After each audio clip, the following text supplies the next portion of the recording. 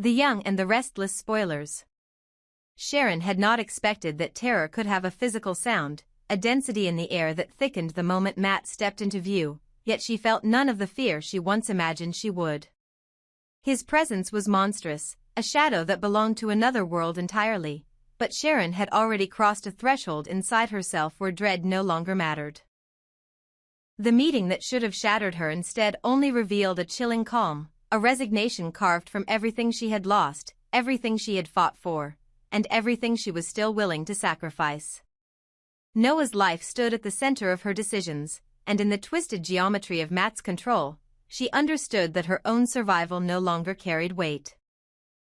She had accepted the possibility of death with the clarity of someone whose hopes had been ripped away so violently that nothing left inside her could be broken again.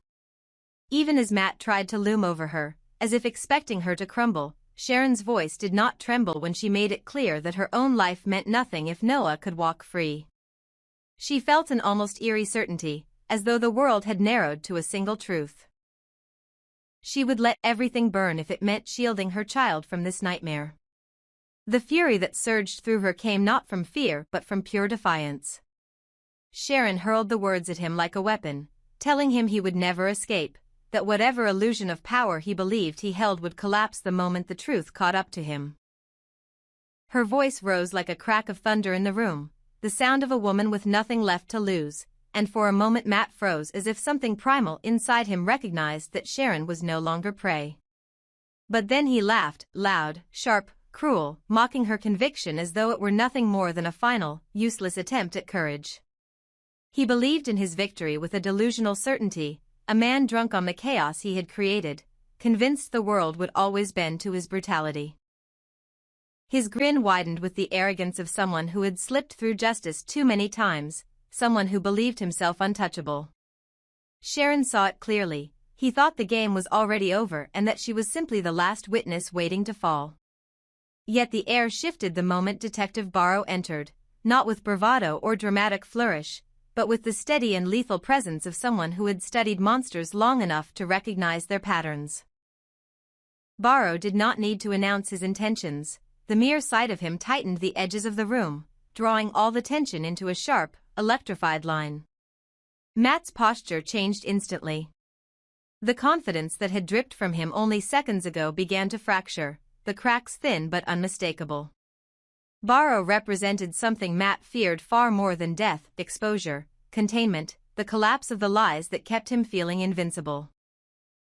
He was the inevitable reckoning Matt had hoped never to face, a lawman who knew exactly what Matt was capable of and had been waiting for the moment to tear apart the empire of manipulation he built. Sharon could see the panic rising behind Matt's eyes as he shouted, demanding to know why everything was falling apart, why Barrow had appeared at this exact moment. His voice shook with the rage of a man who felt the ground giving way beneath him, but Barrow remained unflinching, his silence speaking louder than any threat. Matt was no longer taunting, he was unraveling. The room seemed to vibrate with the tension between them, a clash of two forces that had been destined to collide. Matt's fear of Barrow was raw, almost animalistic, the kind that came from knowing someone had finally stepped into the field who understood every dark pattern he had hidden. Sharon watched as Matt's bravado collapsed into something uglier, a dangerous desperation that could ignite violence in an instant. But Barrow stood firm, a figure of cold precision, ready to dismantle Matt's schemes piece by piece. He was not a savior, not a hero stepping into the scene for glory, he was the hunter who had tracked Matt through every shadow, waiting until this moment when the truth became impossible to escape. Sharon realized then that Barrow was not simply appearing in the story, he had been part of the unseen machinery moving beneath everything, a force of justice that had been gathering momentum while Matt celebrated too early. And now the confrontation hung in the air like a match hovering over gasoline, a tension so sharp Sharon could feel it prick against her skin as both men locked eyes. In that instant, Sharon understood that what came next would determine everything. Not just her fate or Noah's, but the unraveling of Matt's entire reign of terror.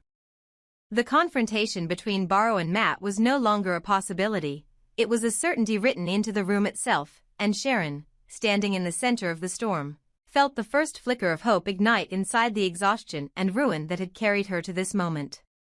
The moment Barrow appeared in the doorway, everything inside Matt snapped like a live wire. Sharon barely had time to register the shift in his expression before he lunged at her, his hand clamping around her throat with a ferocity that stole her breath. His grip was cold, crushing, driven by panic rather than control, and Sharon felt the barrel of his gun press violently against the side of her head. His scream tore through the room, raw and furious, ordering Barrow to get out, to back away, to disappear as if his presence alone was an unforgivable betrayal. It was a desperate sound, and yet it carried enough wild energy to make clear that Matt was ready to kill her without a second thought if he felt cornered. The pressure on her throat pulsed with each frantic beat of his heart, and for the first time Sharon truly felt how thin the line was between survival and death. Barrow reacted instantly, raising his gun into the air with both hands open in surrender, showing no intention of provoking the volatile man gripping Sharon like a shield. His movements were deliberate, controlled, the actions of someone who had danced with danger many times before and knew exactly how fragile the situation had become. He did not speak, he let the silence work for him, letting Matt see that he was not there to force the confrontation, only to prevent it from spiraling into bloodshed. Still, the tension in the room coiled tighter, thick as smoke, threatening to collapse everything into chaos at the slightest misstep. Barrow's surrender was not a sign of weakness, it was calculation, a tactical pause meant to keep Sharon alive for another minute, another heartbeat, another chance. But Matt was unraveling too fast for logic to reach him. Sharon felt his arm tighten as he pulled her back, using her body as an anchor while he shouted about betrayal and threats, about how no one would control him or take away his victory. With one violent motion, he dragged her toward the adjoining corridor, declaring that she was now his leverage, his proof that Barrow had no power here. Sharon, whose courage had held steady until now, felt a cold realization ripple through her. She was no longer just a target, she was officially the third hostage, trapped in Matt's deadly web alongside Noah and Sienna. She could almost feel the weight of that word tightening around her wrists like chains. Hostage. She had wanted to be brave. She had wanted to stare death in the eye without flinching. But the idea of being thrown into the same space where her son was held, vulnerable and terrified, made the air around her collapse.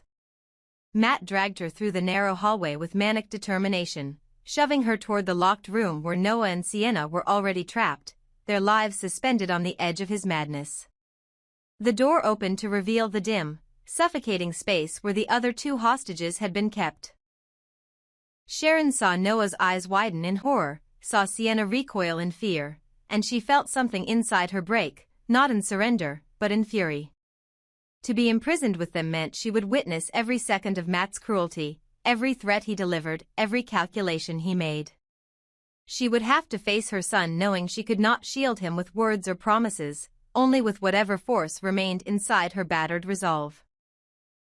Meanwhile, Barrow stood in the outer room, motionless, calculating, but Sharon could hear the revelation spreading like a crack in glass. Matt had recognized him. The truth had slipped free. Barrow wasn't just a random man stumbling into the chaos.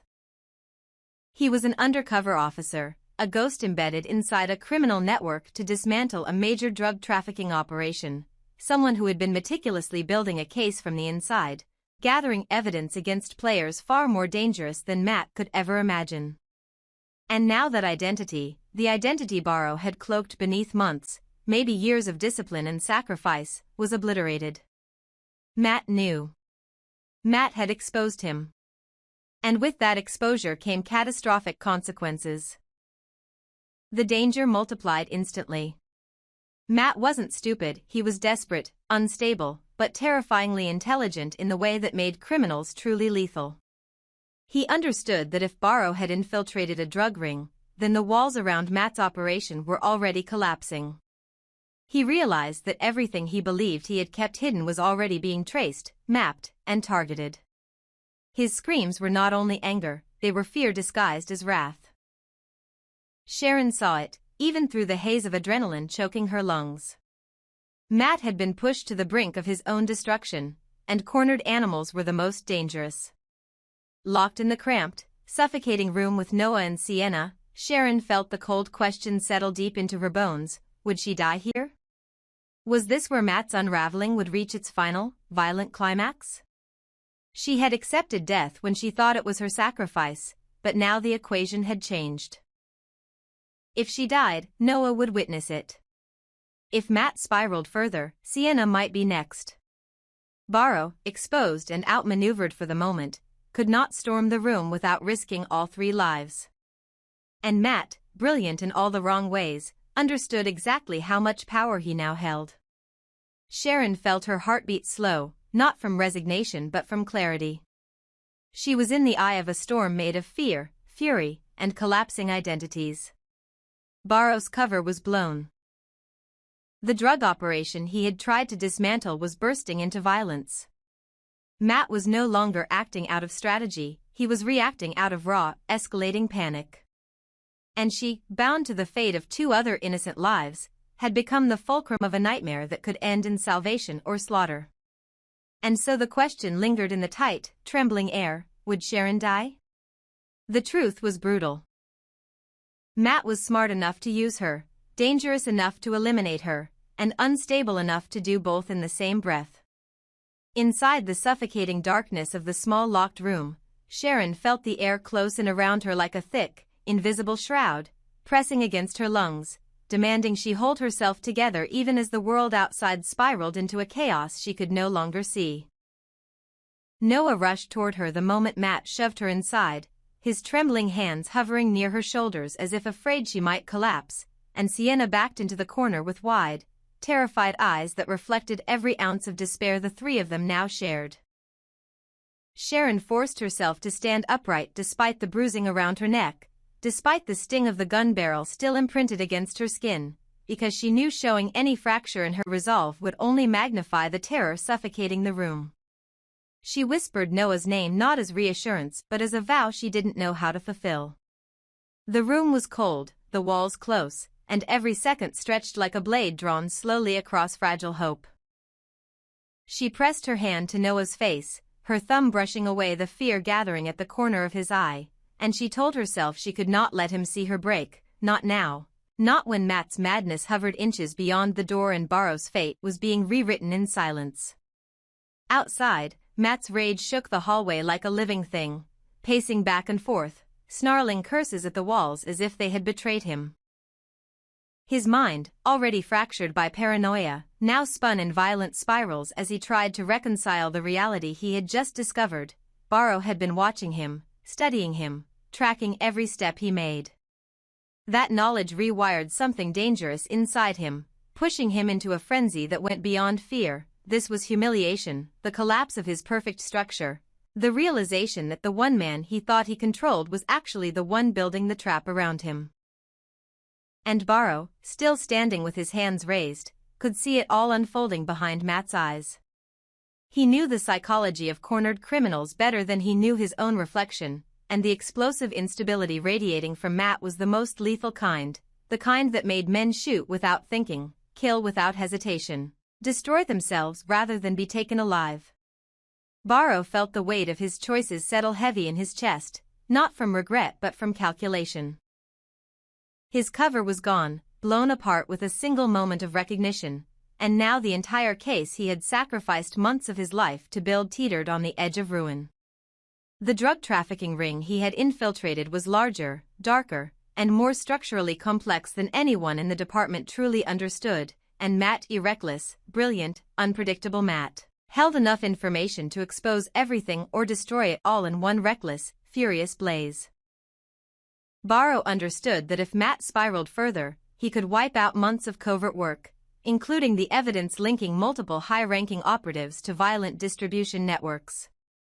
But more importantly, Barrow understood that 3 innocent lives were sitting behind that locked door, suspended between hope and annihilation, and he knew the protocol didn't matter anymore.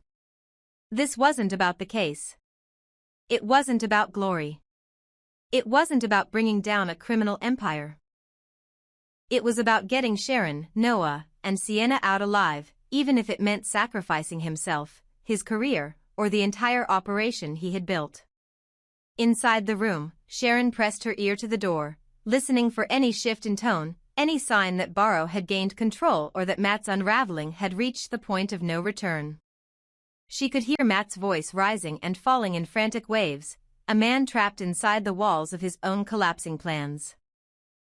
She felt Noah cling to her, not as a child seeking protection, but as someone who recognized the terrifying truth. Matt was no longer acting with intention, he was acting with instinct, and instinct driven by fear was the most lethal force in the world. Sharon knew she could not let that fear infect her. She had to anchor herself in something stronger than terror, something deeper than despair. She thought of the moment she told Matt she didn't care if she died, a moment born from numbness, but now, in this sealed room with her son trembling in her arms, she felt the fierce, primal refusal to surrender. It burned inside her like a second heartbeat, a defiance that felt carved from bone. Matt's footsteps stopped suddenly, and the silence that followed was so sharp it felt like the world was holding its breath. Sharon froze. Sienna's small gasp cracked through the quiet. Noah's grip tightened around his mother as though bracing for the worst. On the other side of the door, Barrow could sense the shift too, the quiet before a storm, the split second where a single action could either pull Matt back from the edge or push him violently over it.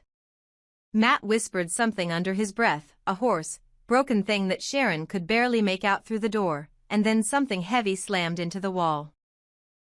His voice erupted in a raw howl, asking why everything always fell apart, why people betrayed him, why the world refused to give him the victory he deserved. The madness in him unfurled like a dark wind, sweeping through the hallway as if sweeping him into a place beyond rational thought. Sharon knew then that Matt was entering a stage of volatility from which few criminals ever returned. This wasn't strategy anymore. This was emotional implosion, a psychological detonation that made him unpredictable in the most terrifying way. Barrow stepped forward cautiously, lowering himself slightly, not to attack but to show Matt he was not a threat. But the gesture only enraged Matt further. Sharon could hear the gun being cocked, could hear Matt breathing in short, explosive bursts, could hear the moment he decided that the only way to reclaim control was to kill something. Maybe Barrow, maybe Sienna, maybe Noah, maybe her. And that was the moment terror finally chilled her blood. Matt no longer cared about leverage, he cared about destruction. Sharon pressed a shaking hand to the cold metal door, not as a barrier but as a promise to herself. If Matt tried to come through that door, if he tried to reach for Noah or Sienna, she would be the first one to fight him. She was unarmed, bruised, and trapped, but she felt a strength rise inside her that had nothing to do with survival and everything to do with the fierce instinct of a mother whose child was in danger. She whispered to Noah that they would get out, that Barrow would not let Matt win, that there was still a way out of this nightmare, even though she did not know if any of it was true. Because the truth hung heavy and merciless in the air, Matt was willing to kill. Matt was capable of killing. And Matt was close to making a decision that could end Sharon's life in an instant. And so the question remained, one that twisted through every breath Sharon took, one that curled around Barrow's every calculated movement, one that Matt himself seemed ready to answer with violence. Would Sharon die tonight? No one knew yet. But every second was pulling her closer to the possibility.